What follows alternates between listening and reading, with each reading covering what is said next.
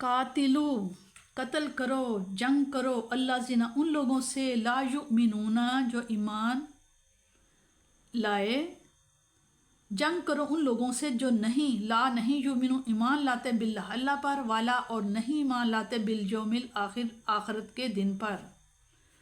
जंग करो ए मुसलमानों उन लोगों से जो नहीं ईमान लाते अल्लाह पर और ना रोज़े क़यामत पर। वाला युहर्रिमूना और नहीं हराम समझते माल जिस चीज़ को हराम किया है अल्लाह ने, व रसूलहू और उसके रसूल ने। वाला और ना यादीनूना और ना कबूल करते हैं दीनल हक सच्चे दीन को, हक सच्चा। मिनल्लाज़ीना उन लोगों से ऊतुल किताबा जिन्हें किताब दी गई है, ऊतु अता की गई है, दी गई है अल किताबा किताब, हत्ता यहाँ तक के युतुल जिज़्याता यहाँ तक के दें वो, युति अता करें दें वो जिज़्याता जजिया अन यद्दिन अपने हाथ से, यद हाथ को कहते अन यद्दिन अपने हाथ से, वहुम और वो सागिरून यहाँ तक कि वो मगलूब हों, इस हाल में कि वो मगलूब हों। जब जज़ीरा अरब के बेशतर हिस्सा पर इस्लाम का परचम लहराने लगा और मुशरिकीन की ताकत ख़त्म कर दी गई तो इर्द गिर्द की हुकूमतों को भी इस्लाम की रोज़ अफज़ों क़ुव्वत से ख़दशा पैदा होने लगा और उन्होंने इस्लाम को कुचल देने की तैयारियां शुरू कर दीं। इससे तारीख़ इस्लाम के नए बाब का आगाज़ होता है। अब मुसलमानों के मुकाबला में मुशरिकीन अरब की बजाय ईसाइयों की फ़ौजें सब बस्ता होने वाली थीं। इसलिए इस आयत में अहले किताब के साथ जंग करने के क़वाइद व ज़वाबित बयान किए जा रहे हैं, क्योंकि उन्होंने अल्लाह ताला की ज़ात पर उनका ईमान नहीं, क्योंकि उन्होंने उसके बेटे मान रखे हैं। रोज़े क़यामत जो रोज़े हिसाब है उसके मुतल्लिक़ भी उन्होंने मनगढ़ंत तसव्वुरात कायम कर रखे हैं। आसमानी किताबों में जो अहकाम इलाही हैं उनको उन्होंने अपनी ख्वाहिशात नफसानी की नज़र कर दिया है, जिस हुक्म को चाहा मान लिया और जिसको चाहा नज़रअंदाज कर दिया। और दीन हक जिनके इस्लाम जब उसके सामने पेश किया गया तो उसको तस्लीम करने से इनकार कर दिया। अगर वो इस्लाम की बालादस्ती को तस्लीम करते हुए ममलकत इस्लामिया का पुरअमन शहरी बनकर रहना चाहें तो वो जजिया अदा करके ऐसा कर सकते हैं। जजिया वो टैक्स है जो किसी ममलकत के शहरियों पर आयद किया जाता है। यमन के ईसाई अहले नजरान बारगाह रसालत में हाज़िर हुए तो उन्होंने इस्लाम कबूल करने से माज़रत पेश की, लेकिन साथ ही जजिया अदा करने पर आपसे सुलह कर ली। चुनांचे तारीख़ इस्लाम में ये पहला जजिया है जो वसूल किया गया।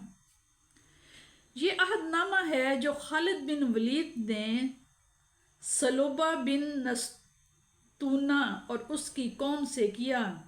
मैं तुमसे इस बात का मुआहदा करता हूँ कि तुम जजिया अदा करो और हम तुम्हारी हिफाजत करेंगे। जब तक हम तुम्हारी हिफाजत करेंगे हम जजिया वसूल करने के हकदार हैं, वरना नहीं। इस रवायत से उसकी हम माने मुतअद्दिद रवायत से पता चलता है कि जजिया उस ज़िम्मेदारी का मुआवजा था जो मुसलमान उनकी हिफाजत अपने ज़िम्मा लिया करते थे।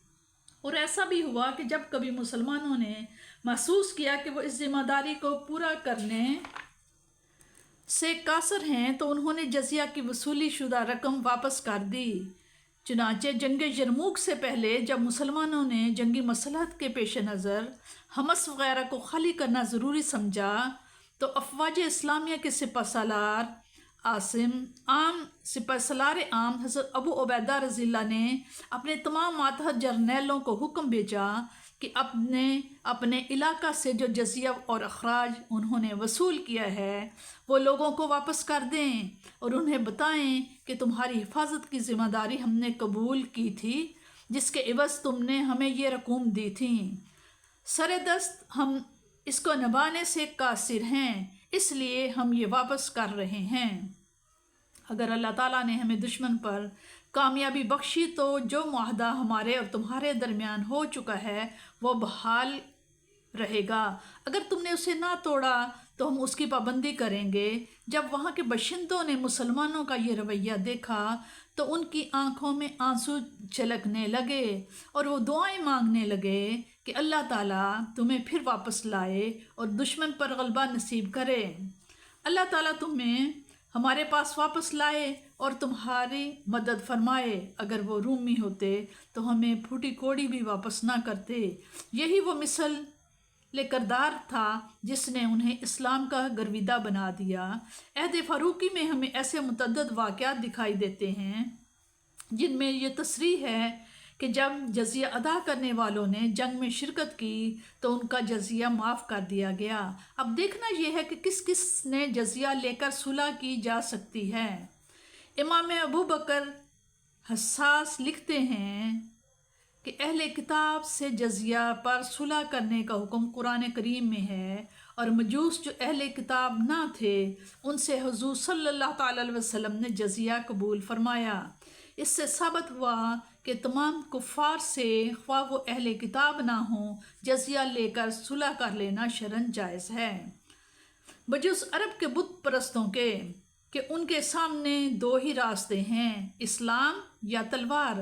مولانا آزاد نے یہاں خوب لکھا ہے، باقی رہے مشرکین عرب تو ان کا سوال عملاً پیدا ہی نہیں ہوا، کیونکہ سورہ برات کے نزول کے بعد تمام مشرکین عرب مسلمان ہو چکے تھے، اور حکمت الہی کا فیصلہ یہی تھا کہ جاہلیت عرب کا شرک پھر یہاں سر نہ اٹھائے۔ لیکن جو قبیلے یا اہل ملک جزیہ ادا کرنے پر صلح کرتے ہیں اس کا یہ مطلب نہیں کہ اس کے تمام افراد پر بلا استثناء جزیہ کی ادائیگی لازم ہو جاتی ہے، بلکہ عورتیں، بچے، بوڑھے، لنگڑے، اپاہج وغیرہ اس حکم سے مستثنیٰ ہیں۔